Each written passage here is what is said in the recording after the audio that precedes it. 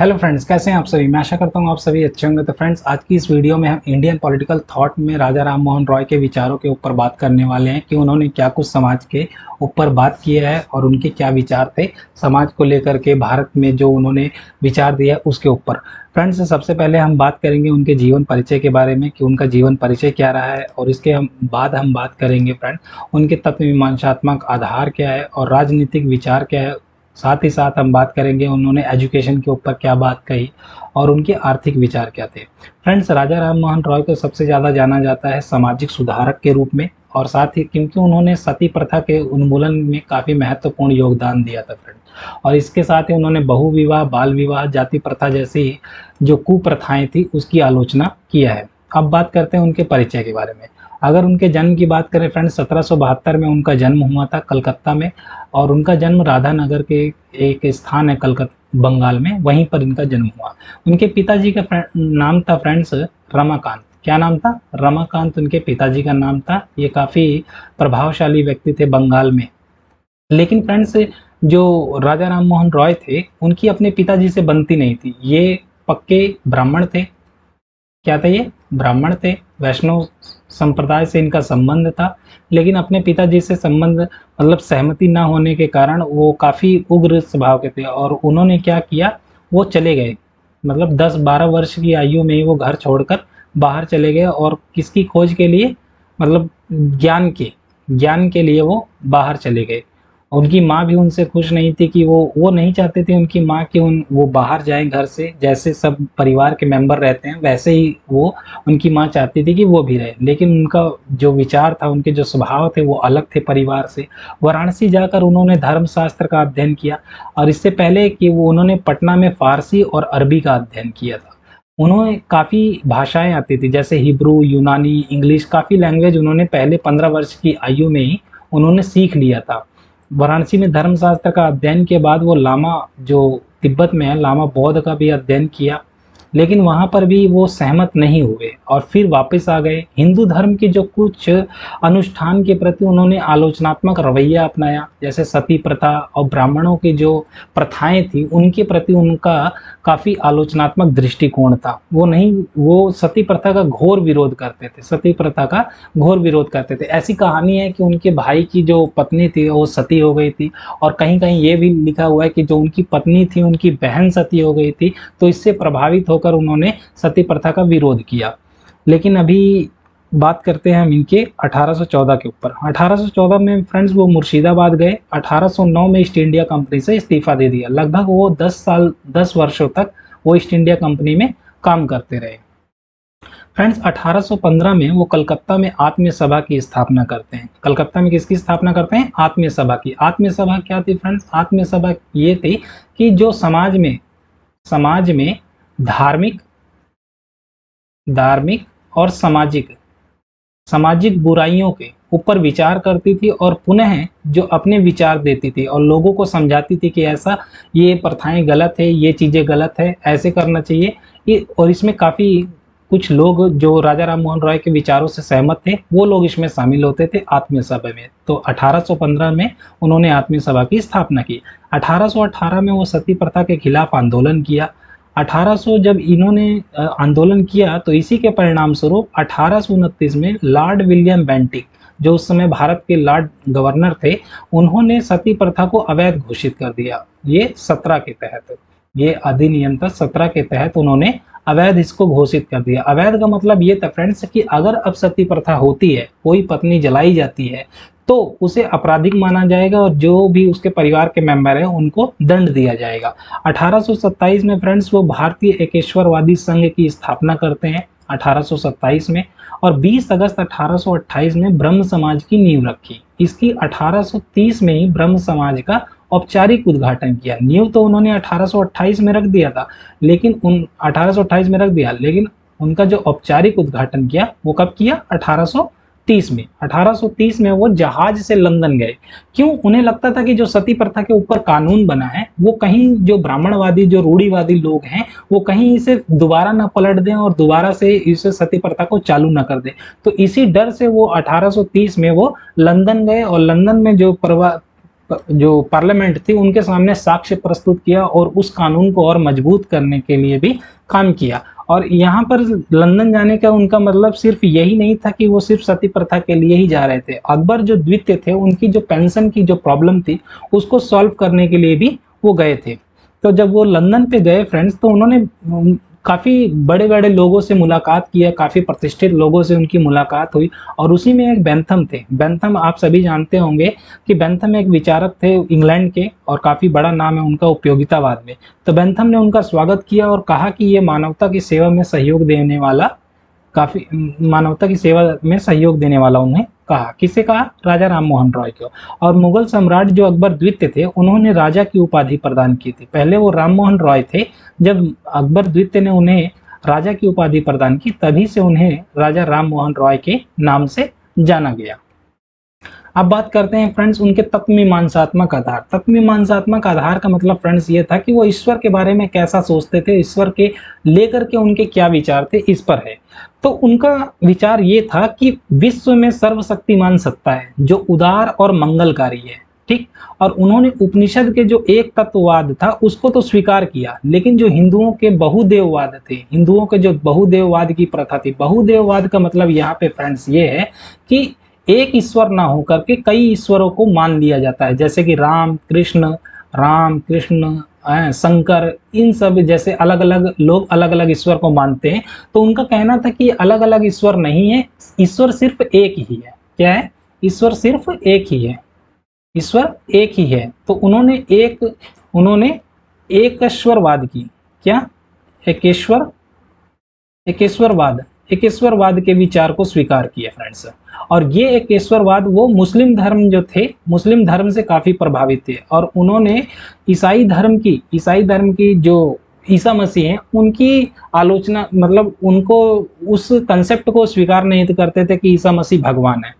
तो लगभग हम बात कह सकते हैं कि उन्होंने लगभग सभी धर्मों का अध्ययन किया था और काफ़ी उनकी पकड़ थी धर्म के ऊपर। उन्होंने कठो उपनिषद और कई उपनिषदों का अध्ययन किया था और उन्होंने हिंदी में अनुवाद किया, बंगाली में अनुवाद किया। तो काफ़ी ये पढ़े लिखे व्यक्ति थे फ्रेंड्स। इन्होंने देखो यहाँ पर लिखा हुआ है कि हिंदुओं के बहुदेववाद के विचारों का खंडन किया। उनका आत्मा की अमरता में विश्वास था फ्रेंड्स। ऐसा नहीं था कि वो ईश्वर में विश्वास नहीं करते थे, वो मानते थे कि आत्मा अमर है। मनुष्य जब मर जाता है तो जो उसकी आत्मा होती है वो अमर है, उस विचार को वो विश्वास करते थे कि हाँ ये ऐसा है। तो वो वेदों की रचना की सृष्टि, मतलब वो ये नहीं मानते थे कि वेद मतलब जब से पृथ्वी बनी है तब से नहीं है। तो वो वेदों की रचना की सृष्टि की रचना के साथ हुई, इसका खंडन कभी नहीं किया, ठीक। और धार्मिक सत्य के प्रति वो उदार और सहिष्णु रहे। सहिष्णु का मतलब फ्रेंड्स यहाँ पर ये है, सहिष्णुता का मतलब ये है कि आप अलग धर्म के हैं, दूसरा व्यक्ति अलग धर्म का, तो आप उसके धर्मों को भी स्वीकार करें, जो उसकी मान्यता है, जो वो उपासना करता है, आप उससे घृणा ना पैदा करें या उससे गुस्सा ना या हिंसा ना करें। जैसे आप अपने धर्मों का पालन करते हैं वो भी अपने धर्मों का पालन करें, एक दूसरे के धर्मों को मतलब स्वीकार करें। तो उसी को बोलते हैं फ्रेंड्स सहिष्णुता, उदारता। तो वो धार्मिक सत्य के प्रति उदार व्यक्ति थे। इसके साथ ही वो मुस्लिम धर्म के एकेश्वरवादी से बहुत प्रभावित थे, क्योंकि मुस्लिमों में क्या फ्रेंड्स, वो सिर्फ अल्लाह मोहम्मद पैगंबर को ही मानते हैं। तो बहुदेव, जैसे हिंदुओं में बहुदेववाद का कॉन्सेप्ट है कि राम शंकर हजारों देवी देवताओं हैं हिंदुओं में, तो ऐसा कुछ नहीं है मुस्लिमों में। तो मुस्लिमों के इस विचार से वो काफ़ी प्रभावित थे, राजा राम मोहन रॉय। अब आगे चलते हैं फ्रेंड्स, आगे बात करते हैं उनके शिक्षा के ऊपर फ्रेंड्स विचार।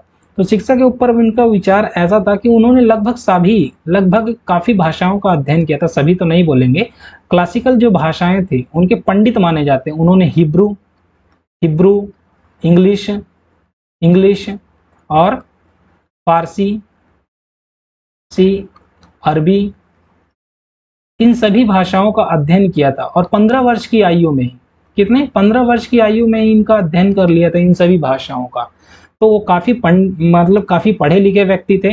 और 1816-17 में उन्होंने बहुत आगे की वो सोच रखते थे, वो काफ़ी आगे की सोच रखते थे। जब लोग कुप्रथाओं में जकड़े हुए थे, तो वो उस टाइम पे अंग्रेजी स्कूल की बात करते थे, अंग्रेजी स्कूल की स्थापना भी किया उन्होंने। और ये जो अंग्रेजी स्कूल था वो प्रथम, कलकत्ता का प्रथम अंग्रेजी स्कूल माना जाता है इसे, 1816-17 में।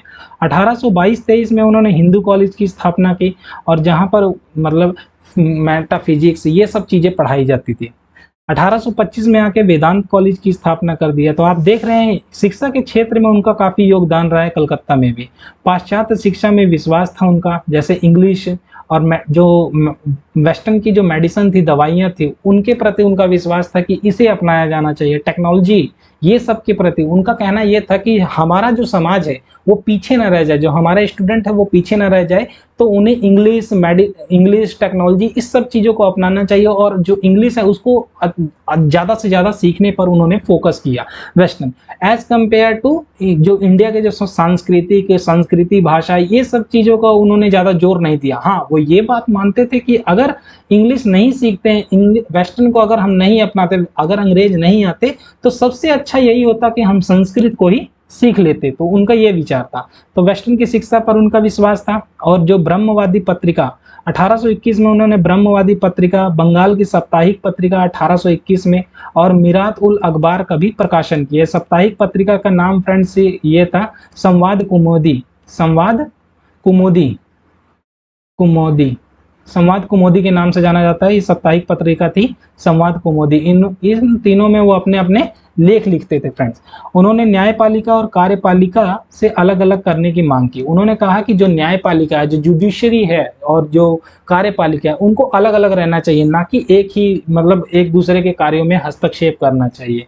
तो इन पर उन्होंने विचार दिया फ्रेंड्स। उनके राजनीति ये तो थे उनके शिक्षा के ऊपर विचार, उनके ऊपर शिक्षा के राजनीतिक विचारों की बात करें तो फ्रेंड्स उन्होंने राजनीति पर भी काफ़ी कुछ कहा है। और जो राजा राम मोहन रॉय थे, उन्हें भारत का एक पुनर्जागरण, आधुनिक भारत का जनक माना जाता है, क्योंकि वो एक ऐसे टाइम पर थे जो ऐसे ऐसे विचार दे रहे थे जो पहले कभी मतलब भारत में किसी ने नहीं दिए थे। तो उनके विचार काफ़ी इंपॉर्टेंट हो जाते हैं। आगे चलकर बंगाल में जैसे स्वामी दयानंद, वो बंगाल में जैसे कि विवेकानंद हो गए हैं, अरविंद हो गए हैं, वो भी इनसे काफ़ी प्रभावित हुए थे। तो काफ़ी कुछ उन्होंने भी कहा। तो राजा राम मोहन रॉय पहले व्यक्ति थे, एक समाज सुधारक थे, और इन्हें पुनर्जागरण का बंगाल का पुनर्जागरण का जनक माना जाता है। व्यक्ति और राजनीतिक स्वतंत्रता में इनका विश्वास था। वो ये मतलब स्वीकार करते थे कि व्यक्ति को अपने विकास के लिए जितने भी साधन होने चाहिए उसे अपनाने चाहिए। तो उन्हें उनका जो व्यक्ति की स्वतंत्रता के प्रति विचार था वो काफ़ी दृढ़ था, और राजनीतिक स्वतंत्रता के सिद्धांत पर भी उनका विश्वास था। लेकिन फ्रेंड्स यहाँ पर ये बात समझने की योग्य है कि वो जो ब्रिटिश शासन था उनके टाइम पे ऐसा कहा जाता है कि राजा राम मोहन रॉय जो ब्रिटिश शासन था उसको स्वीकार करते थे, और जो ईश्वर थे उनको मतलब ऐसा कह सकते हैं कि ईश्वर से प्रार्थना करते थे कि हाँ ये अच्छा शासन है जो हमें सभ्यता के दौर में आगे ले जाएगा, हमें अच्छा शिक्षा देगा, अच्छे ज्ञान देगा। तो ब्रिटिश शासन को ऐसे वो स्वीकार करते थे। लेकिन वो ये नहीं कहते थे कि ब्रिटिश शासन हमेशा भारत में बना रहे, स्वाधीनता चाहते थे। वो ये कहते थे कि 20 से 40 वर्ष तक रहे, बस इससे ज़्यादा नहीं। तो उनका विचार ऐसा था। वो पूर्ण स्वतंत्रता की बात नहीं करते हैं, स्वराज्य की बात नहीं करते हैं, लेकिन ऐसे समाज में ऐसी नींव रख के जाते हैं, ब्रह्म समाज ऐसी नींव रख के जाते हैं जो आगे चल करके स्वतंत्रता के लिए स्वतंत्रता सेनानी काफ़ी निकलते हैं और स्वतंत्रता के लिए काफ़ी कुछ काम करते हैं। तो उनके विचार काफ़ी महत्वपूर्ण है। उन्होंने प्रेस की स्वतंत्रता में काफ़ी योगदान दिया। प्रेस की स्वतंत्रता 1823 में जब उन्होंने याचिका दायर की, ऐसा था फ्रेंड्स कि ब्रिटिश गवर्नमेंट ने वहाँ पर बंगाल में और पूरे भारत में ऐसा सेंसरशिप लगा रखा था कि कुछ भी पब्लिश करने से पहले ब्रिटिश गवर्नमेंट देखेगी कि ये कंटेंट सही है या नहीं है, तभी उसे पब्लिश किया जाता था। इसके खिलाफ उन्होंने याचिका दायर किया न्यायालय में, लेकिन न्यायालय ने उनकी याचिका को अस्वीकार कर दिया। जब अस्वीकार कर दिया तो उन्होंने जो काउंसिल थी वहां पर याचिका दायर की और गवर्नमेंट को बताया कि अगर आप प्रेस की स्वतंत्रता को बनाए रखते हैं तो वो गवर्नमेंट के लिए ही अच्छा है। क्यों? क्योंकि जब क्रांति होगी, क्रांति होने से रुक जाएगा। क्यों? जब अगर जो नीचे स्तर पर प्रशासन सही काम नहीं कर रहा है तो उसके खिलाफ क्या है, लोगों में अच्छी भावना नहीं रहेगी, उनके प्रति विरोध होगा। तो विरोध होगा, अगर अखबार प्रेस स्वतंत्र रहेंगे तो उन लोगों की भावनाओं को सरकार तक पहुंचाएंगे और सरकार की जो भी नीतियां और पॉलिसी होंगी वो लोगों तक पहुंचाएंगी, तो लोग क्रांति नहीं करेंगे और इससे सरकार बनी रहेगी। इस तरह से वो गवर्नमेंट को समझाते हैं और प्रेस की स्वतंत्रता के लिए काम करते हैं और कहते हैं कि प्रेस की स्वतंत्रता होनी चाहिए। जब जब इनकी बात को मान लिया जाता है और सेंसरशिप से कुछ थोड़े पॉइंट संशोधन किए जाते हैं तो वो काफी पत्रिका निकालते हैं और अपने विचार भी उसमें प्रस्तुत करते हैं। ठीक है फ्रेंड, इसके बाद हम भारत की जो न्यायिक व्यवस्था थी उसके प्रति, ये काफी इंपॉर्टेंट हो जाता है फ्रेंड्स। 1827 में जूरी अधिनियम पारित किया गया। जूरी अधिनियम में क्या था फ्रेंड्स कि जूरी मतलब जो छोटे स्तर पर जैसे कोई लफड़ा होता था, मतलब कुछ हिंदू या मुस्लिम में विवाद होता था, तो क्या होता था कि ईसाई भी उस जूरी में शामिल थे। जूरी मतलब न्यायाधीशों, जो न्यायाधीश थे उनके 4-5 न्यायाधीशों का एक संगठन होता, मतलब गुट होता था, वो लोग सुनते थे मामले को। लेकिन इसमें जब ये अधिनियम पारित कर दिया गया तो हिंदुओं के, जो हिंदू थे और जो मुस्लिम थे, इन्हें किससे, ईसाई का, जो ईसाई लोग थे, जब इनका मामला कोर्ट में आता था तो हिंदू और मुस्लिमों को अलग रखा जाता। ये लोग ईसाई का मामला नहीं सुन सकते थे, लेकिन जब हिंदुओं का कोई मामला आता था तो ईसाई लोग सुन सकते थे। तो ऐसी भेदभाव वाली प्रणाली का उन्होंने विरोध किया कि ये सही नहीं है कि आप हिंदुओं को तो अलग रखते हैं और मुस्लिमों को अलग रखते हैं, वहीं ईसाइयों को ज्यादा अधिकार देते। तो इसके खिलाफ भी उन्होंने विरोध किया और सरकार को समझाया कि ये सब गलत है। तो उनकी जो विचार थे न्यायिक व्यवस्था में भी काफी महत्वपूर्ण है। उन्होंने जो कहा कि एक मिनट फ्रेंड, सॉरी, उन्होंने कहा कि आप न्यायिक व्यवस्था को और अच्छे से मजबूत कीजिए और जो भी नियम कानून है उन्हें स्पष्ट संहिता मतलब लिखिए अच्छे से और सबके समझ में आए। ऐसा नहीं कि ऐसे कानून बना दिए आम लोगों के समझ में ही नहीं आ रहा है कि कानून कैसा है, इसकी नियम प्रक्रियाएं क्या है। तो उन्होंने कहा कि एक संहिताकरण कीजिए, आप अच्छे से डिकोड कीजिए और लिखिए कि सब लोगों को समझ में आए, कानून के बारे में स्पष्ट हो, शुद्ध हो, ऐसा उन्होंने बताया। और बहुत अच्छे विचार दिए उन्होंने न्यायिक व्यवस्था पर और काफी कुछ उनके विचारों से सुधार भी हुआ, जैसे आईपीसी, ये सब चीजें उस टाइम पे बनी फ्रेंड। तो उनके न्यायिक विचार भी काफी इंपॉर्टेंट हो जाते हैं। और भारत में यूरोप वासियों को बसाने का जब प्रश्न आया 1813 में फ्रेंड्स, ब्रिटिश गवर्नमेंट ने क्या किया कि जो लोग थे यूरोप वासी के, उनको ये मना कर दिया कि आप भारत में जमीन लेकर के नहीं रह सकते हैं, ये खत्म कर दिया ये कानून। लेकिन राजा राम मोहन रॉय कहते थे नहीं, जो यूरोप वासी हैं, जो अच्छे हैं, शिक्षित हैं, पूंजीपति हैं, उनकी जरूरत है भारत में और वो लोग भारत को आगे तक ले जाएंगे। इसके लिए उन्होंने कहा कि आप इन्हें रहने दीजिए, जो कुछ लोग हैं आप इन्हें यहाँ पर बसने दीजिए। राजा राम मोहन रॉय का विचार ऐसा था। तो इन्हीं के विचारों से फ्रेंड्स 1833 में प्रतिबंध हटा लिया गया। 1833 में जब प्रतिबंध हटा लिया गया तो ब्रिटिश लोग यहाँ पर रह सकते थे और जमीन खरीद सकते थे, ये सब चीजें काम कर सकते थे। तो राजा राम मोहन रॉय के विचार काफी इंपॉर्टेंट हो जाते हैं। उनके राजनीतिक, आप देख रहे हैं कि राजनीतिक स्वतंत्रता के ऊपर उन्होंने बात की, व्यक्ति की स्वतंत्रता पर बात की। लेकिन उस टाइम का दौर ऐसा था कि ब्रिटिश शासन का दौर चल रहा था, वो ज्यादा कुछ बोल भी नहीं सकते थे। और जैसे कि आगे चलकर हम देखते हैं कि तिलक के विचारों में, ये जवाहरलाल नेहरू के विचारों में, गांधी के विचारों में वो खुल करके ब्रिटिश सरकार के खिलाफ आते हैं। लेकिन वो शुरुआती टाइम था। आप देख रहे हैं कि 1772 1883 के टाइम पे, 1883 में तो उनकी मृत्यु हो गई थी। 1772 का शुरुआती टाइम था जब जो ब्रिटिश शासन था वो अपने चरम पर था। तो उस टाइम पर वो पूरी तरह से सरकार का विरोध नहीं कर सकते थे, लेकिन अपने स्तर पर उन्होंने जो विचार दिए, उन्होंने एक नींव रखी स्वतंत्रता के संग्राम के लिए। हम कह सकते हैं कि उन्होंने नींव रख दिया था। तो वो नींव रख दिया था और पश्चिम के जो विचार थे, पश्चिम की जो शिक्षा प्रणाली थी, पश्चिम की जो सभ्यता थी, उसके प्रति उनका आग्रह था और उन्होंने काफी कुछ वहां से पढ़ा लिखा भी था। मानवतावाद तथा सार्वभौमवाद, वो मानवतावाद का मतलब ये फ्रेंड्स कि मानव एक दूसरे के प्रति भेदभाव ना करे, एक दूसरे को अपने से तुच्छ ना समझे, नीचा ना समझे। तो मानवता एक दूसरे के प्रति करुणा हो और ये सिर्फ एक ही क्षेत्र या एक ही जगह पर ना सीमित रह करके पूरे विश्व में हो, उस तरह का उन्होंने विचार दिया कि मानवतावाद का सार्वभौम धर्म, मतलब पूरी दुनिया में मानवतावाद का धर्म के ऊपर उन्होंने बात की है फ्रेंड्स। अब अगर हम इसकी तो बात के लिए फ्रेंड्स शिक्षा के ऊपर विचार कि उन्होंने शिक्षा के ऊपर क्या विचार दिए थे। अब बात करते हैं फ्रेंड्स उनके आर्थिक विचार। आर्थिक विचार भी फ्रेंड्स काफ़ी इंपॉर्टेंट हो जाते हैं। उन्होंने ज़मींदारी के ऊपर बात किया। आर्थिक विचार जैसे राजस्व प्रणाली, भारत की जो राजस्व प्रणाली है और भारतीय किसान, आप जब हिस्ट्री पढ़ेंगे तो आप देखेंगे कि बंगाल के किसानों पर ब्रिटिश गवर्नमेंट कितना कर लगाती है और ज़मींदारों के ज़रिए कितना कर वसूल करती है। तो इसके खिलाफ वो राजा राम मोहन रॉय ये बात को अच्छी तरीके से जानते थे कि ब्रिटिश गवर्नमेंट कैसे काम कर रही है बंगाल में। इसके खिलाफ भी उन्होंने आवाज़ उठाई और कहा कि कर मुक्त भूमि होनी चाहिए और जो किसान हैं उनसे थोड़ा ही लगान लेना चाहिए, क्योंकि वो अपने खाने के लिए भी पैसे नहीं जुटा पा रहे हैं तो आपको कर कहाँ से देंगे। तो इस तरह की बातें उन्होंने की। आर्थिक सुधार में बात की। ईस्ट इंडिया कंपनी के जो यहाँ से पैसा लेके जा रहे थे उस पर भी उन्होंने बात किया। तो फ्रेंड्स उनके आर्थिक विचार भी काफ़ी इंपॉर्टेंट है और जो कर मुक्ति का भूमि का समर्थन किया वो काफ़ी इंपॉर्टेंट हो जाता है, जो कि किसानों के लिए सहायक हो जाता है। जब किसान के कर जो जो उससे लगान कम वसूला जाएगा या कर से जो टैक्स से फ्री होगा भूमि, उस पर क्या तो ज़्यादा मतलब उपज करेगा और उससे किसको फायदा होगा? किसान को ही फायदा हो, किसान का कल्याण होगा।